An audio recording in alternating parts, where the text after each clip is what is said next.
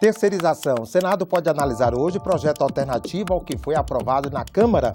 A Operação Carne Fraca é tema de audiência na Comissão de Direitos Humanos. E o socorro financeiro às Santas Casas é o que prevê projeto na Comissão de Assuntos Econômicos. Esses são os destaques desta terça-feira aqui no Senado.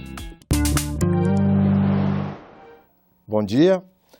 O Senado deve decidir hoje se vota um projeto alternativo sobre a terceirização do trabalho nas empresas e no serviço público.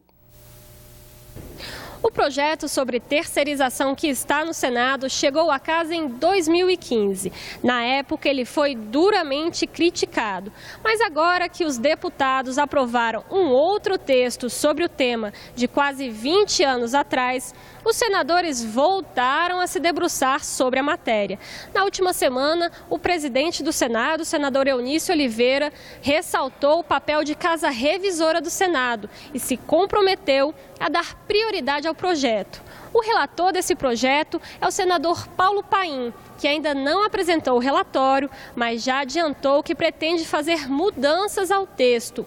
Nesta terça-feira, os líderes devem se reunir para decidir qual vai ser a pauta de votação da semana. Eles também devem decidir como vai tramitar esse projeto da terceirização. Caso esse texto seja aprovado pelo Senado, sem nenhuma alteração, ele vai à sanção presidencial. Daí, nesse caso, em tese, o presidente Michel Temer teria como escolher sancionar o projeto do Senado ou o projeto que foi enviado pela Câmara dos Deputados na última semana. Se o Senado modificar o texto sobre a terceirização que está na casa, ele vai para a Câmara. E sobre o outro projeto que liberou a terceirização, ele já está na Presidência da República.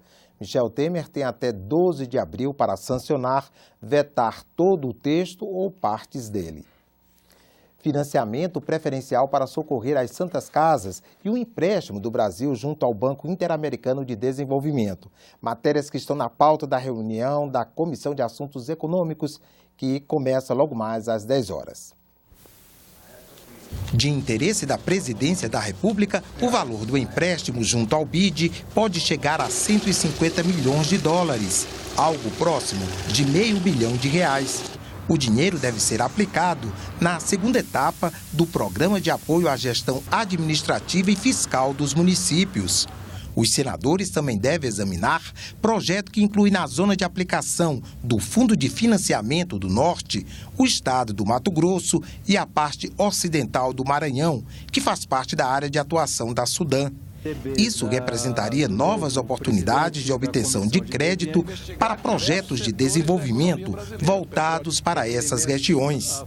Está também na pauta da CAI o projeto que cria o Programa de Financiamento Preferencial das Santas Casas e instituições filantrópicas sem fins lucrativos. São clínicas e hospitais que dão suporte complementar ao Sistema Único de Saúde, o SUS.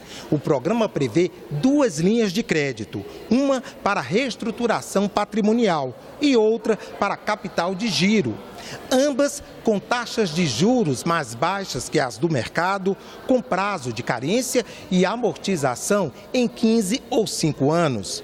Com isso, espera-se evitar o agravamento da crise que pode levar ao fechamento de algumas dessas Santas Casas. Confira agora a agenda de outras comissões do Senado para amanhã desta terça-feira. A Operação Carne Fraca será debatida em audiência pública na Comissão de Direitos Humanos. Foram convidados, entre outros, representantes de entidades sindicais, do Ministério da Agricultura e da Procuradoria-Geral da República. Na Comissão de Infraestrutura, um dos itens na pauta é o projeto que separa a cobrança dos serviços de abastecimento de água e de coleta de esgoto. O objetivo é fazer com que só se cobre pelo serviço efetivamente oferecido. O primeiro item na pauta da Comissão de Educação é o projeto que cria a Política Nacional de Leitura e Escrita.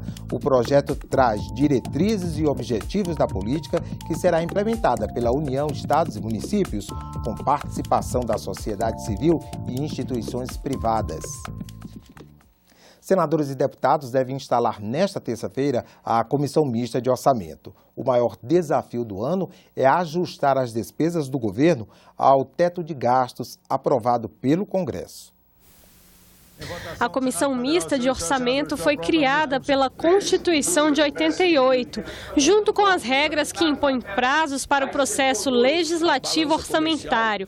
A CMO é responsável pelos projetos de lei relativos ao plano plurianual, às diretrizes orçamentárias, ao orçamento anual e aos créditos adicionais, e deve ser instalada até o final de março. Por isso, sim, existe uma expectativa de que ela seja instalada nessa terça-feira, até porque a CMO, depois de passado esse prazo, os membros anteriores, eles não mais fazem parte da comissão. E lembrando que na primeira quinzena de abril chega um projeto importante, que é o projeto de lei de diretrizes orçamentárias, e espera então que já tenha um relator designado e que a comissão esteja pronta para estudar o projeto, fazer as audiências públicas. 2017 é o primeiro ano em que os parlamentares vão trabalhar com a regra constitucional que impõe um teto de gastos.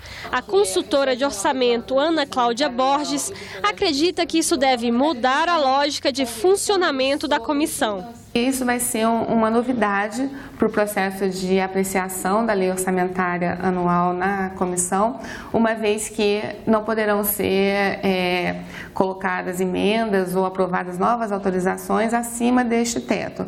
Para que se coloque novas programações, é necessário que se cancele outras que já estavam previstas no projeto.